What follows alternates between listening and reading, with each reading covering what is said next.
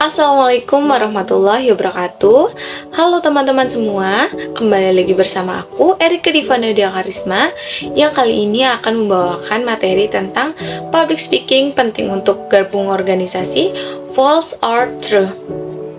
Untuk tahu jawabannya, teman-teman simak sampai habis ya videonya.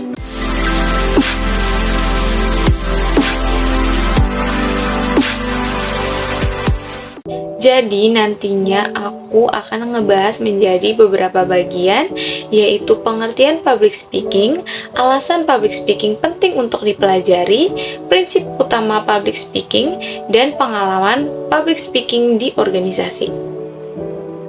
Baik, langsung saja masuk pada bagian yang pertama, pengertian public speaking. Apa itu public speaking? Apakah teman-teman sudah tahu apa itu public speaking? Public speaking adalah seni berbicara di depan umum. Jadi ada dua kata kuncinya, seni dan di depan umum. Seni, karya seni tidak ada rumus bakunya untuk menjelaskannya. Kita bisa berkreasi dan berinovasi sebebas apapun. Seperti yang dapat kita amati, Najwa Shihab dan Raditya Dika pasti membawakan materinya secara berbeda ya teman-teman. Nah, dari itulah kita dapat belajar you find your own way. Dalam proses eksplorasi itu sendiri, kita akan tahu ciri khas kita membawakan materi seperti apa. Kata kunci yang kedua adalah depan umum. Sukses atau tidaknya public speaking kita, ternyata indikatornya adalah publik mampu menangkap pesan yang kita sampaikan atau tidak, terinfluence atau tidak, tergerak melakukan apa yang kita inginkan atau tidak. Jadi sangat terlihat kan teman-teman perbedaan mereka yang mengejar tepuk tangan dengan mereka yang targetnya untuk mempengaruhi, mind blowing, dan untuk menggerakkan orang. Karena sejatinya berbicara itu adalah menggerakkan, mengubah orang yang tidak tahu menjadi tahu, orang yang tidak yakin menjadi yakin, orang yang bingung menjadi terinspirasi, dan orang yang pesimis setidaknya menemukan sebuah harapan baru. Nah, sekarang kita masuk pada bagian yang kedua, yaitu dua alasan kenapa public speaking itu penting untuk dipelajari.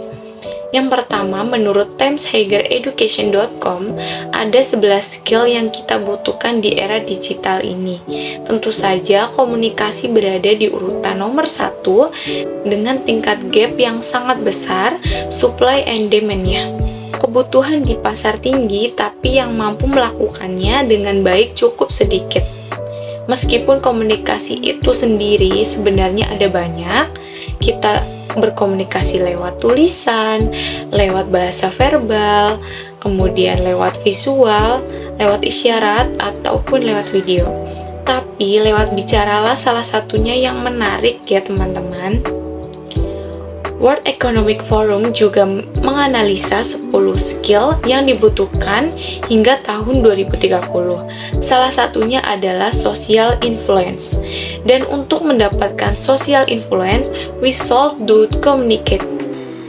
Yang kedua adalah karena kita makhluk sosial, yang namanya makhluk sosial pastinya butuh untuk berkomunikasi dong.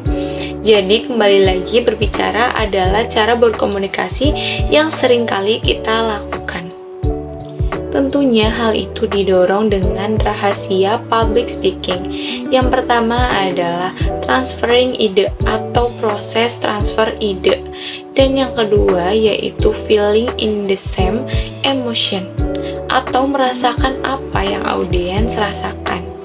Logika dan perasaan harus main, idenya harus logis, tahu bagaimana tepatnya menyampaikan sesuatu, karena itulah semua skill teknis yang pastinya aku harap dapat dieksploitasi oleh teman-teman semua. Nah, sekarang kita masuk pada bagian berikutnya ya teman-teman, yaitu 5 tips membangun public speaking. Yang pertama adalah batasi dan fokus pada ide besar. Pengennya kita manusia dalam menyampaikan banyak hal, semua yang kita tahu. Alhasil yang kita lakukan adalah show off pengetahuan. Sebenarnya self of pengetahuan itu nggak salah sama sekali, tapi idenya malah melebar kemana-mana. Fokus dengan ide besar lalu ide kecil. Contohnya nih, kita mau nulis ide tentang produktivitas, yaitu kita tulis saja goals-nya, cara efektif, dan waktunya itu kapan. Dan yang kedua adalah kasih alasan kenapa materi kita itu penting, di mana fakta menunjukkan bahwasanya 2-3 menit pertama untuk meyakinkan orang tetap mendengarkan, yaitu karena materi kita dirasa penting atau tidak. Strategis saat bertemu setiap orang, misalnya ortu, anak-anak, sebaya. Jadi setiap apa yang kita sampaikan harus menyesuaikan audiens. Kemudian untuk mengkredibelkan apa yang kita sampaikan, kita harus menyajikan data yang kredibel juga pada awalan untuk menarik perhatian audiens. Yang ketiga adalah bangun idenya piece by piece. Bangun ide dengan data, penelitian, jurnal, contoh, fakta, dan pengalaman pribadi, yaitu seperti menemukan strong why di balik goal tersebut. Yang keempat adalah gunakan bahasa yang mudah dipahami. Teman-teman, ada nih orang yang ilmunya tinggi, dia menggunakan bahasa yang tinggi tapi sulit dipahami oleh audiens. Namun ada orang yang ilmunya tinggi tapi mampu menyederhanakan bahasanya agar mudah dipahami oleh audiensnya.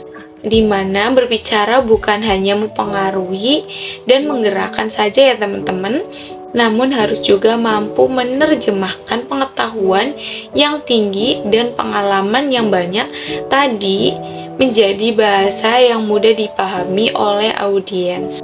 Dengan kata lain, audiensnya misalnya anak muda, maka gunakanlah bahasa yang anak muda banget. Atau audiensnya bule misalnya, ya kita harus menggunakan bahasa yang dia mengerti seperti bahasa Inggris atau menggunakan bahasa campuran. Dengan kita menggunakan bahasa yang tepat dan mudah dipahami oleh audiens, maka kita akan mendapatkan engagement audiensnya ke dalam topik yang sedang kita bawakan. Ketika teman-teman menyampaikan ide, maka audiens menangkap ide tersebut dengan mudah. Dan teman-teman semua harus ingat bahwasanya seperti intonasi, bahasa, ekspresi, gerakan tangan, dan lain sebagainya hanyalah hal teknis yang teman-teman bisa banget pelajari dan menyusul nantinya.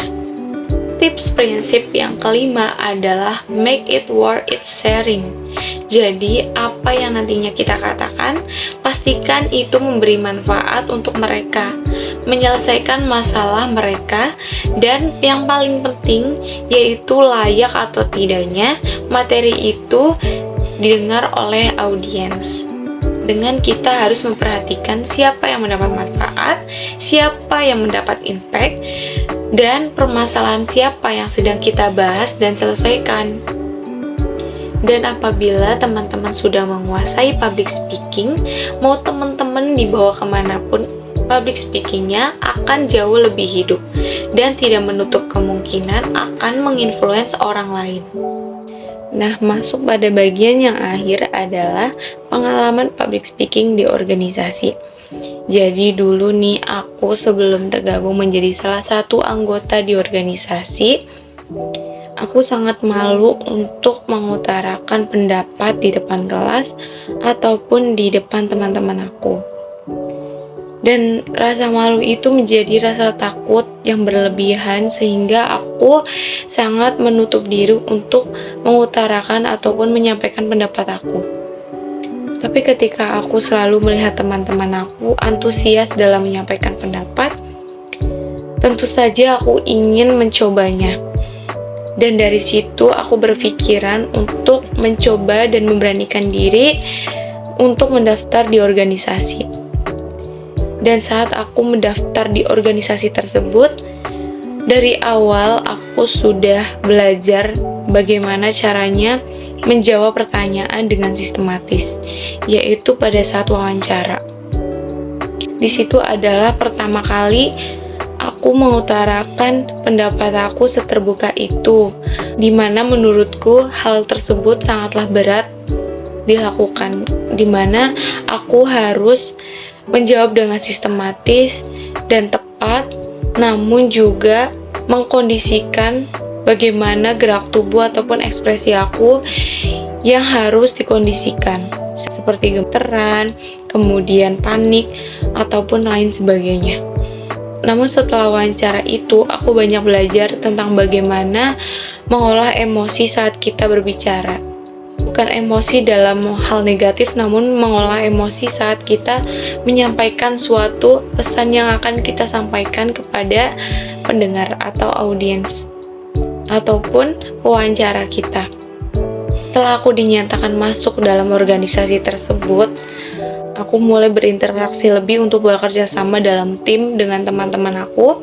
Di situ, mau tidak mau, aku harus menyampaikan segala sesuatu yang harus aku sampaikan pada saat rapat ataupun koordinasi antar divisi. Nah, dari situ juga aku belajar bagaimana caranya aku menyampaikan pesanku secara baik. Kemudian setelah tergabung dalam organisasi, kita mampu memahami bahwasanya berkoordinasi dengan public speaking yang kita miliki adalah sangat penting untuk menciptakan koordinasi yang baik antar tim. Tidak hanya itu, public speaking juga menghantarkan kita dalam baik membawakan acara, membuka rapat, dan lain sebagainya di suatu organisasi. Jadi kesimpulannya, public speaking penting untuk gabung organisasi. False or true? Yaitu adalah true. Karena dengan skill public speaking yang kita miliki akan membangun dan membentuk personal branding kita di dalam suatu organisasi. Mungkin begitulah tips-tips dan pengalaman yang dapat aku sampaikan. Kurang lebihnya mohon maaf. Wassalamualaikum warahmatullahi wabarakatuh. Sampai jumpa.